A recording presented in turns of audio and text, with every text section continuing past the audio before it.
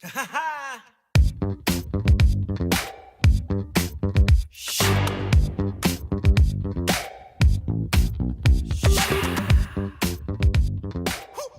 there, this is Wesley Ryan, and thanks for tuning in to a brand new episode of The Positive Psychology of Pop Music, a show where I try to find the most inspiring messages from positive psychology and, you guessed it, pop music. But the show also allows me to talk to some of my own personal musical inspirations, and I typically have quite a bit to say about our conversation. But if you were to do a word count for this week's episode, it would probably clock in at about half of what I typically say. And that's not just because the artist we're featuring this week plays mostly instrumental music, it's also due to how eloquently she spoke about some very inspiring moments in her life. This week's artist is the incredibly talented Finola Sherry from the multi-platinum selling worldwide phenomenon duo Secret Garden. I'm really excited to play some beautiful and moving instrumental pieces in the next hour, and if I'm going to start with a song from Secret Garden, which, spoiler alert, I am, there's no better way to do that than with a track entitled Song from a Secret Garden. But don't let the simplicity of that name fool you. This song says a lot without saying a word. Kicking off this week's episode of The Positive Psychology of Pop Music, this is Finola Sherry and Rolf Loveland with Song from a Secret Garden.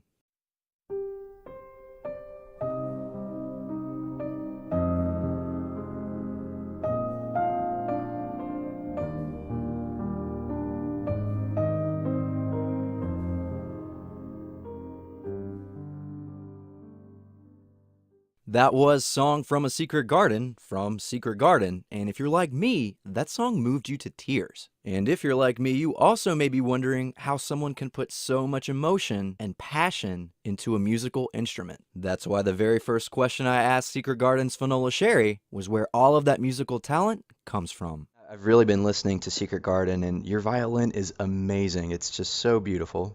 Oh, bless. Thank you. You wouldn't think that if you heard me playing a while ago, shite.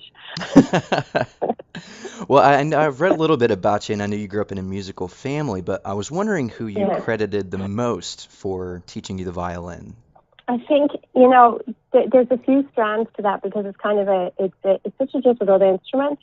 In a sense, you can learn basic technique and all of that, but then you have to be influenced, I mean, I got an amazing technique, but in a very harsh and over-disciplinarian way from a violin teacher called Brian McNamara.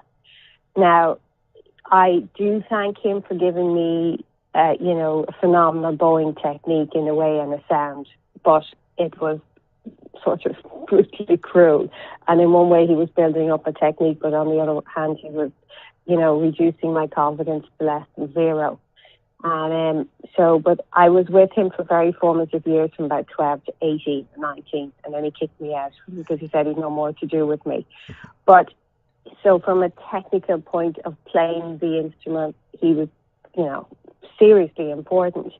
But from putting the heart and soul and feeling, it would really come down to an Irish composer called Tommy Kelly. He went under the name T.C. Kelly, and he was a very close family friend. And, he was always sitting at the piano writing and arranging for everybody else. And he was just one of these magical, sort of old school kind of teachers. And he taught in a local school, but he was just the most beautiful arranger and producer. And from an early age, he encouraged me, he used to sit at the piano with me and let me just doodle and play. And I used to actually make up my own piano tunes, and then I would draw pictures, and he was a great artist, and we would kind of work that way.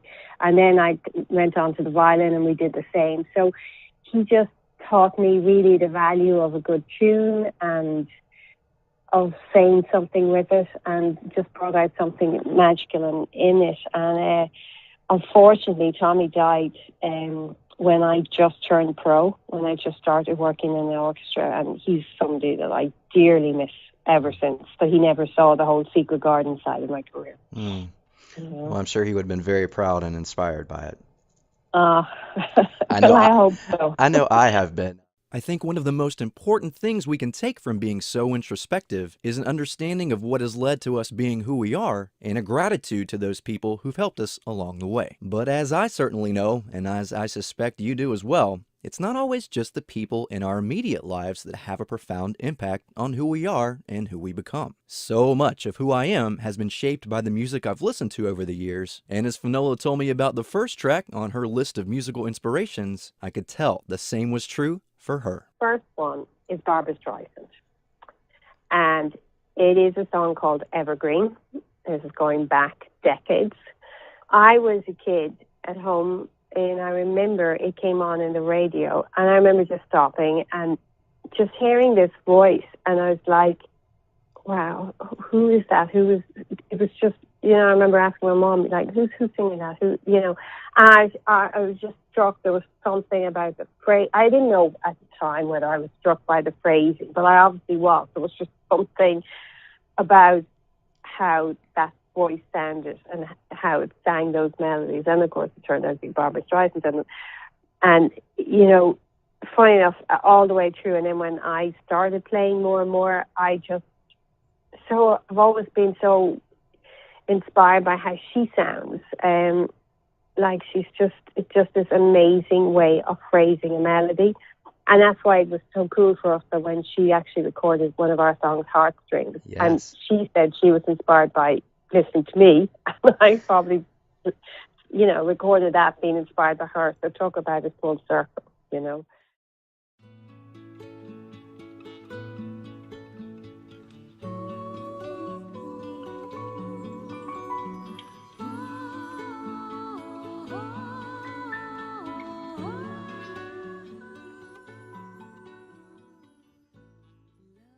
That was Barbra Streisand with Evergreen, the first track on Secret Garden's Finola Sherry's list of musical inspirations. One of the coolest things about this show is getting the opportunity to talk to those people who've influenced my life and career, just like Finola Sherry. It's always great when we get the chance to interact with our heroes and those who've inspired us. And the only thing cooler than that is when you inspire the people that have inspired you. That's certainly the case between Barbra Streisand and Secret Garden, as Barbra not only recorded a song inspired by Finola and Rolf, but she also used one of Secret Garden's tracks as her wedding song. And then keeping this circle of inspiration going, Secret Garden, with the help of the incredibly talented Tracy Campbell, recorded a very moving mashup of those two tracks for the live album they released last year. I'll be talking to Finola a lot about that concert and the album in this episode, and I suspect the story behind it will move you as much as it did me. But for now, let's just check out one of the incredibly moving pieces from that experience. If you've tossed your hanky aside, I don't know what made you think you'd get away with just one in this episode, so my advice is to grab another, as we check out the very moving Heartstrings and I've Dreamed of You from Secret Garden featuring Tracy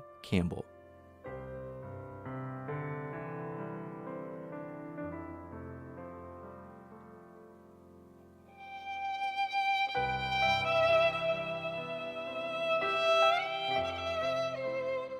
That was Secret Garden featuring Tracy Campbell with the beautiful Heartstrings and I've Dreamed of You. Now, Secret Garden has released so many moving songs over the years, and some of them you may be more familiar with than others. But just as it is in life, it's not always those biggest, most public moments that can profoundly change someone's life. And I was happy to share with Finola that I personally became aware of Secret Garden's music when another of my favorite artists, the incredible Tyler Ward, introduced me to one of their tracks on this show and talked about how important it was not only to his musical career, but to the power of music in his life. Well, I'm so excited. I don't know if I also mentioned how I came across your music. I'd heard some of it through the years, but I interviewed an artist named Tyler Ward. He said that your song Reflections was the most important song in his entire career. He said that that's when he he said that that's when he really began to understand what music can do for people. So he introduced me to you, and I'm forever grateful. Wow, please, if you're ever talking to him, will you please get in touch on our behalf and say thank you. And that's such a random song to choose. It's interesting. It's actually one of my favorites, and we just recorded it recently on our duo album, much to Rob's dislike. In a way, I had to push him to do it because Rob has never rated that song at all. It's not one that we perform really or anything. So, but so it's kind of interesting that that's the one that spoke to him.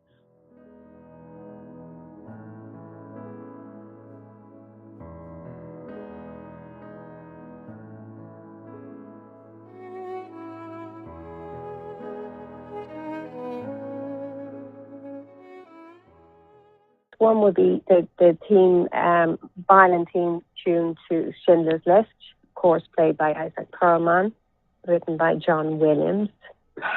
It's just one of those themes that is timeless, beautiful, amazing playing, and it just totally puts you in that moment. And it's only that you feel that there's such a sense of that Jewish kind of sound, which is kind of unique to that school of violin playing, and it's just beautiful. It's just pure gold.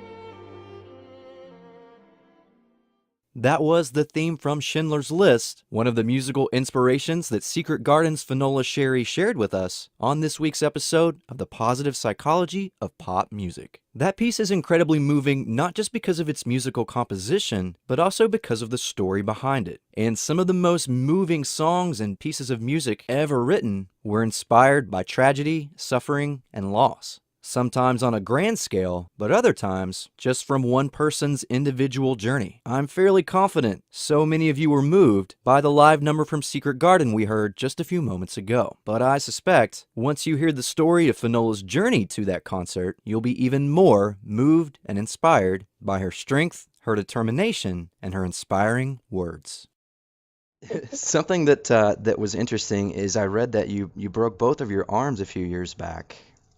Yeah. That concert that you just referred to now, the live concert, that was the very first performance that I did after breaking my two arms. Wow.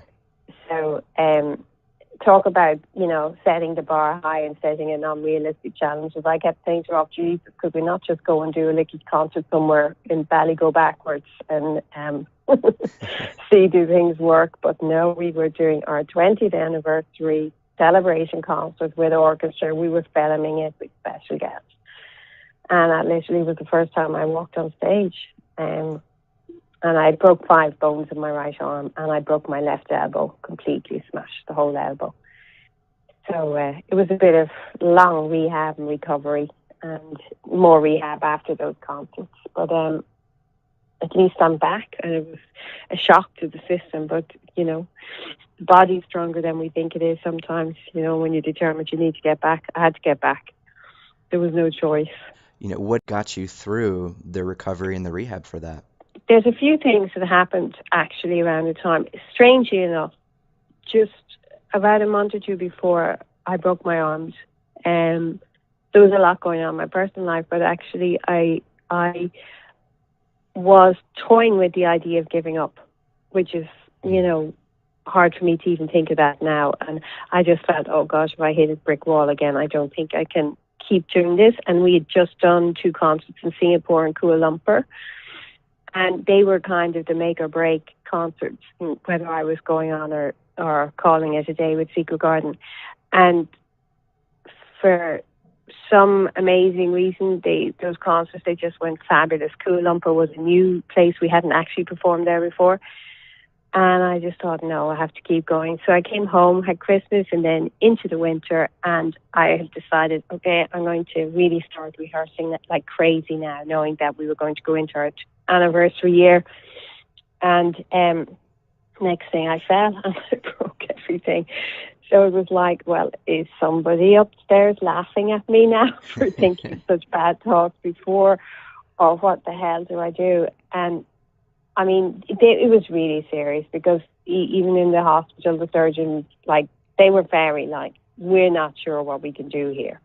And, it's basically we do our best. And it is amazing when I came out of the operations and suddenly left with, when you have 2 broken arms, there's not much you can do. And I suddenly had to rely on my husband, or had to get in a full-time nurse. So it was, the first 6 weeks, 7 weeks is you totally have lost control of everything, and it's not a nice place to be. But the interest, I didn't have an epiphany moment like some people do when they get really sick or things happen. I think I'm not deep enough for that. But the only thing that actually I think was really important to me was that it was well, this is not how I'm going to finish my career. This is not it. I mean, failure is not an option. I'm getting back up. And I'm going to play, until it's right to stop. And that's what drove me. It was just every day. And I actually used to lie on the couch because I couldn't sit.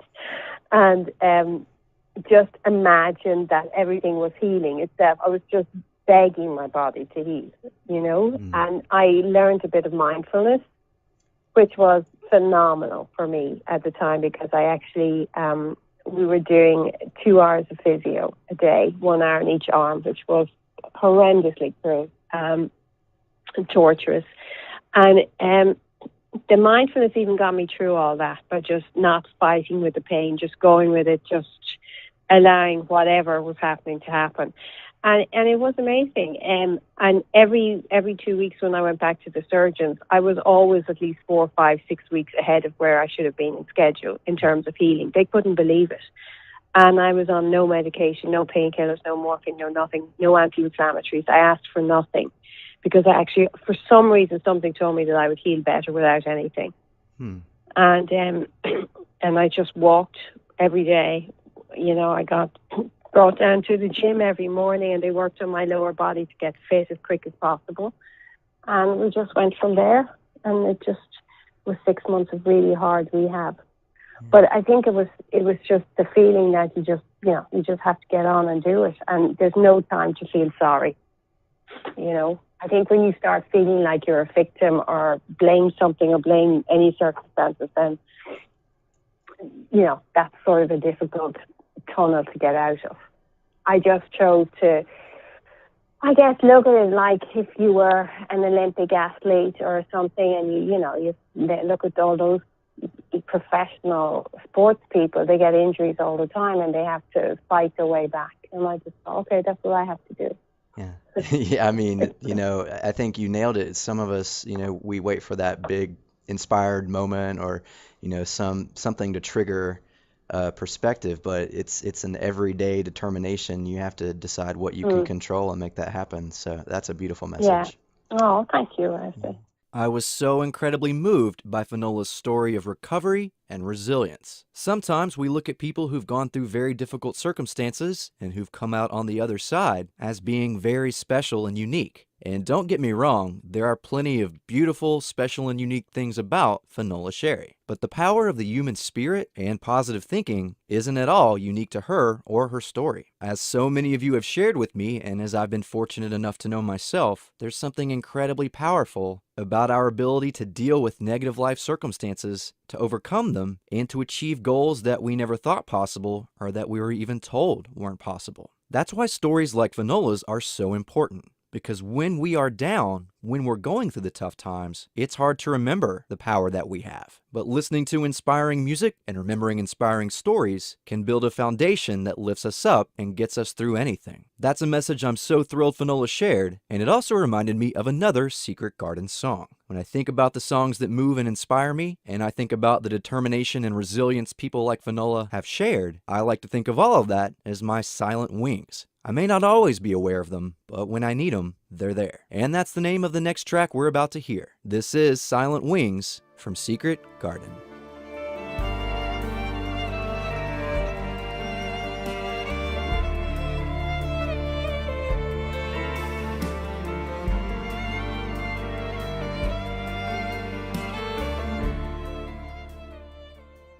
Here's a funny one. Hans Zimmer, The Last Samurai, and the opening theme tune of that is just so stunning, because he doesn't use any violence in the score, and it's just it's a cello playing so high and so in the heavens, and it's so beautiful and really, really put hairs on your arms. And I was really lucky enough to be in LA when they were actually recording that, and I was with Hans in the studio. I saw it firsthand, and the very first time I heard it was like, oh my God, this is just out of this world. It's surreal. It's just ridiculous. And it was so clever and so beautiful. And actually, even now, anytime if it comes up, I hear it, it's like, wow, Yeah. I think it's amazing.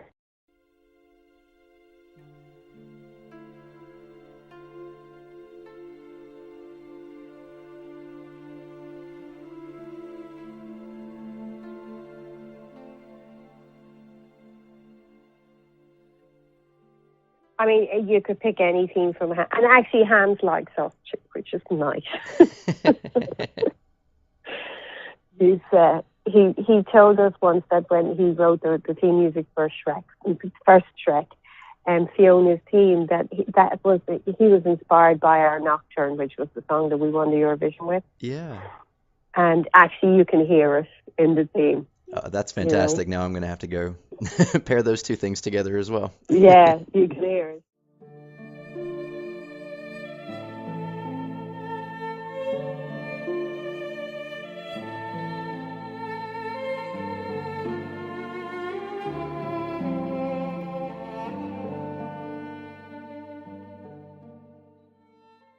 That was Secret Garden with Nocturne, a track that inadvertently led to the music of Shrek, a pop culture phenomenon. And speaking of things related to Shrek that are both moving and adored all over the world, it's time to check out Finola Sherry's final choice for her list of musical inspirations, which I also firmly believe is one of the most moving songs ever written. You know, a few of my heroes died last year, but, Leonard Cohen. Yeah. Hallelujah. I mean, it's just one of those songs. And even when it's covered by so many people, it's actually one of these songs that even makes anybody that covers it sound good. Mm-hmm. Because it's such a perfectly written song. And if it's just somebody in a pub with a guitar and a voice, or if it's a huge production with an orchestra, it's just a little diamond. It really is. And of course, he was magic.